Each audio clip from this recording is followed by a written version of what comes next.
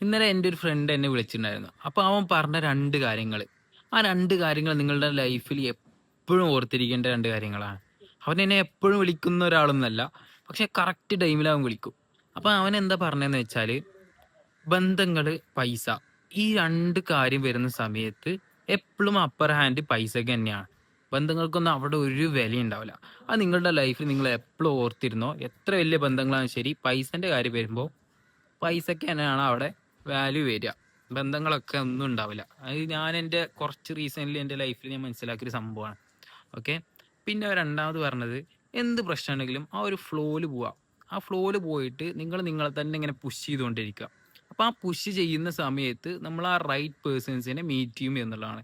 നമ്മളിങ്ങനെ ആ ഫ്ലോയിൽ പോകുമ്പോൾ നമ്മളിങ്ങനെ പുഷ് ചെയ്യുന്ന സമയത്ത് നമുക്ക് ആ റൈറ്റ് ആയിട്ടുള്ള പേഴ്സൺസ് ഉണ്ടല്ലോ, അത് നമ്മുടെ ലൈഫിൽ എന്തായാലും വരും. നമ്മളെ കണക്ട് ചെയ്യുന്ന, നമ്മളെ മനസ്സിലാക്കുന്ന ആൾക്കാർ എന്തായാലും നമ്മുടെ ലൈഫിൽ വരും. സോ നമ്മൾ ആ ഫ്ലോയിൽ പോവാം. അപ്പൊ ഈ 2 കാര്യങ്ങൾ നിങ്ങളുടെ ലൈഫിൽ നിങ്ങൾ എപ്പോഴും ഓർത്തിരിക്കേണ്ട സംഭവമാണ്.